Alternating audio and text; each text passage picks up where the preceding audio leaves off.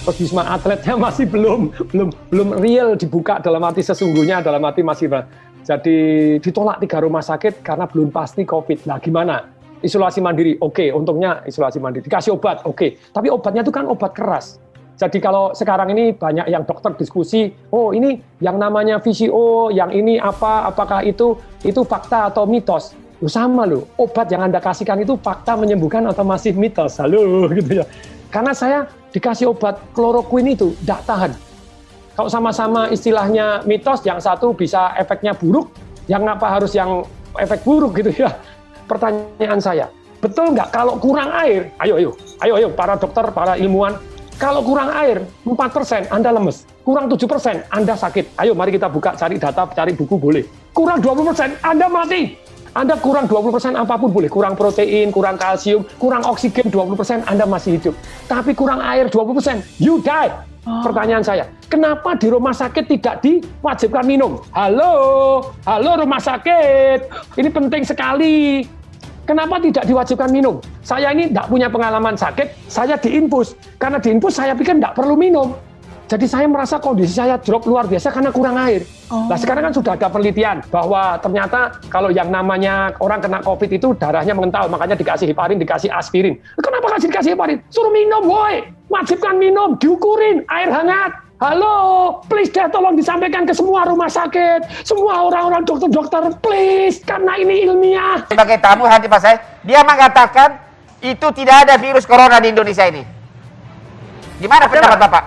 Kalau dari saya jelas ada itu. Kita kan berpendapat harus dipertanggungjawabkan. Ya. Kalau memang nggak ada kan data-datanya ada.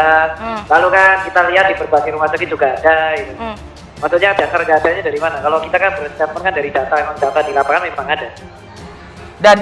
Dan Ibu Louis ini tidak percaya bahwa puluhan ribu yang sudah dikubur itu bukan karena corona katanya. Ya kalau dia emang tidak percaya itu urusannya ke Bu Louis ya, karena kan sudah pernah chat saya juga. Tapi kenapa nolak diskusi sama saya, Dokter Tirta? Dokter Tirta kenapa? Kan dulu saya sempat berjanji 2 bulan yang lalu, tapi kan Dokter Louis di Bu Louis kan kita kan awalnya sepakat kita akan mengadakan debat ilmiah kan. Nah tapi kemudian Dokter Tirta saya kirimin materi, mintanya diskusi. Nah saya berapa kali nanya, coba ayo dok diskusi berdua, kita secara ilmu buka deh. Gitu. Kenapa nolak? Diskusi kan 2 bulan yang lalu kan sampai yang berhalangan. Kok diputar saya nggak bisa? Bukannya chatnya kan ada. Sampai yang ada, terus sampai yang bilang nggak bisa di Twitter. Nah. Terus kan saya pada waktu itu ngeritik, sampai ngata-ngatain teman saya dengan kata-kata makian. Terus saya aduin, kalau sampean kayak gitu nggak bener. Sampean juga nge-share nomor HP saya. Ya. Kalau sampean mau diskusi nggak apa-apa, ayo ngopi. Saya nggak masalah ada orang percaya atau nggak percaya kok. Ya, Tirta. Udah berapa banyak mayat yang Anda lihat dari Wisma Atlet? Wah, jangan kan Wisma Atlet, ini teman-teman saya yang di Yogyakarta aja relawannya, kemarin relawan pemulasaran udah nge-tweet, mereka sudah lelah, sekarang lagi dicari untuk pengganti relawan pemulasarannya kok. Jadi kalau kayak sini Bang Hotman maksudnya seperti ini, saya menghargai opininya Ibu Louis ya. Saya tidak pernah menghujat walaupun dia kata-katain saya, dan kita juga cecetan kok. Yang penting adalah kalau dia memang berstatement tersebut, dia harus membuktikan secara narasi aja. Dan jadi kapan debat ilmiah live? Jangan diputar sama dari diskusi. Di Januari 2021 itu sampai saya dikata-katain, saya menunggu, memang menunggu pada waktu itu di Rasuna Said, tapi tiba-tiba beliau nggak bisa, yaudah mundur lagi nggak bisa. Tapi Dokter Tirta kan maunya, kita kan tadi debatnya di Kemenkes, tapi kemudian beralih, kita ngopi. Saya kan bilang, saya mau debatnya itu di Kemenkes, jangan di warung kopi. Tuh, kopi itu bukan di warkop, kan di kopi di Kemenkes bisa. Katanya depan Kemenkes. Cuman kan jangan diputer, sampai yang batalin saat itu ada buktinya sama yang batalin di Twitter.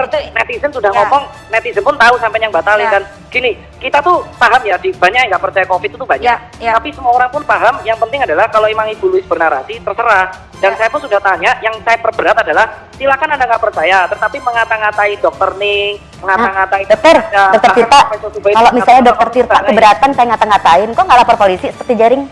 Tuh, buat apa? Ya nggak semua orang mau buat. Harusnya kan pernyataan saya ini kan dianggap merugikan masyarakat. Kita itu hidup di jalan, saya itu harusnya Anda Google dong riwayat saya. Ya sekarang di Dokter Tirta saya mau nanya. Enggak, obat asitromisin masih dipakai nggak? Obat asitromisin?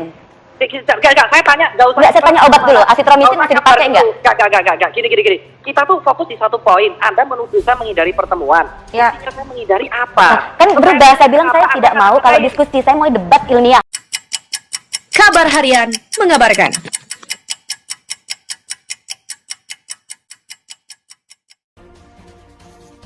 Dr. Louis Owen ditangkap polisi. Siang ini kabarnya akan debat dengan Dr. Tirta. Konsisten dengan pendapatnya tak percaya COVID-19, Dr. Louis Owen dikabarkan telah ditangkap polisi. Kabar itu dibagikan oleh Dr. Tirta di akun Instagramnya @drtirta.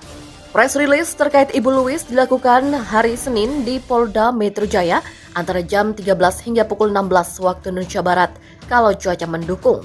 Kalau mendung, ya akan di-reschedule. Demikian tulis Dr. Tirta di akun Instagramnya. Yang bersangkutan sudah ada di Polda Metro Jaya. Ia menyiarkan secara live nantinya.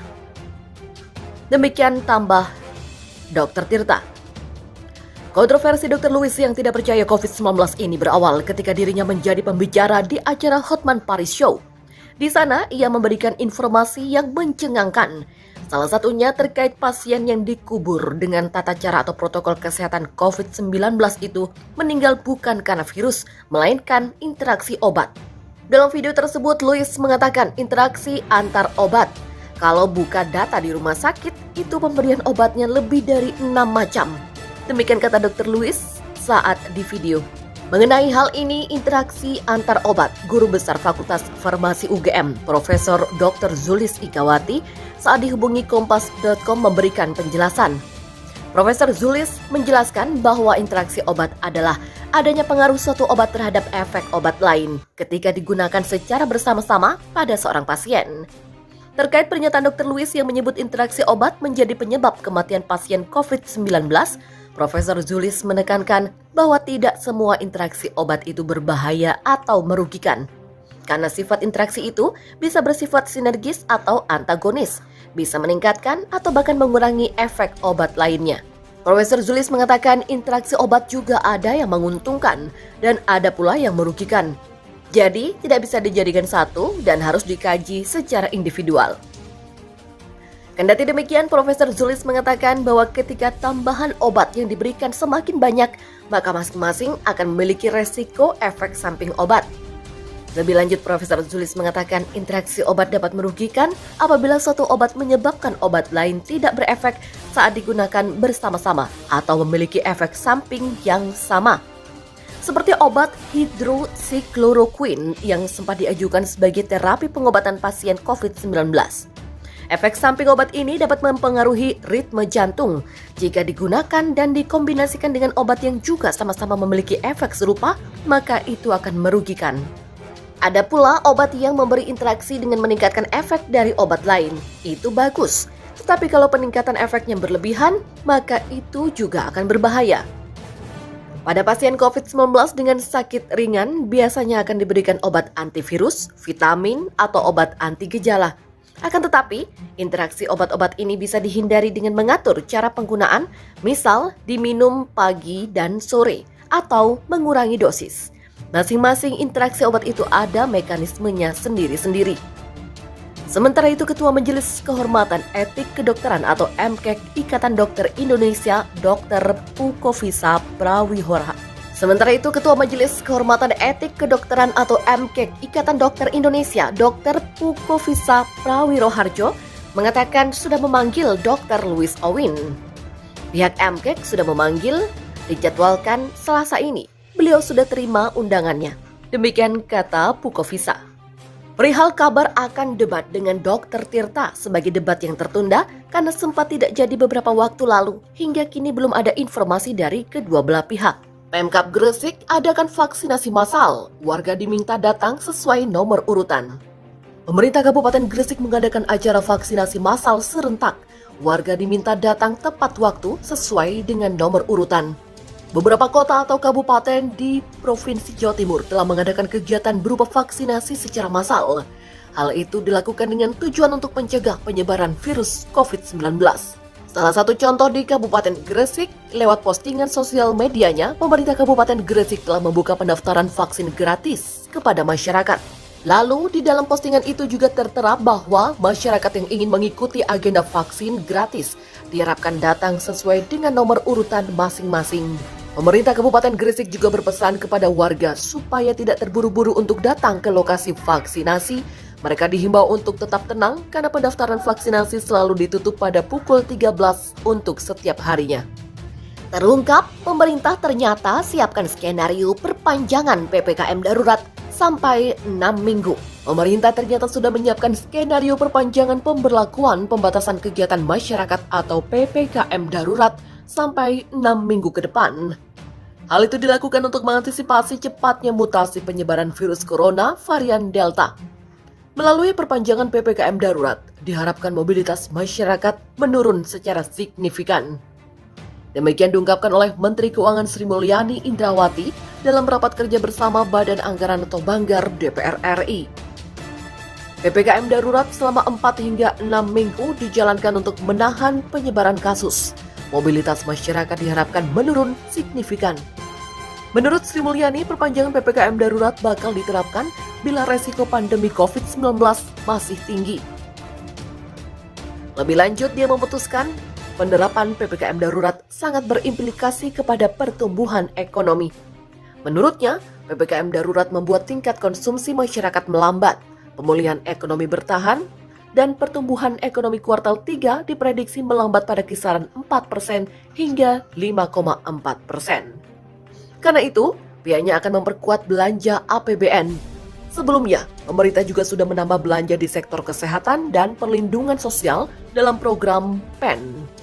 Adapun penambahan anggaran untuk dua sektor tersebut berasal dari refocusing dan realokasi sektor lainnya.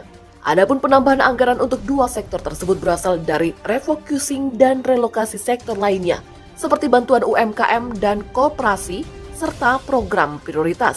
Belanja APBN diperkuat untuk merespon dampak negatif peningkatan kasus COVID-19 kepada perekonomian.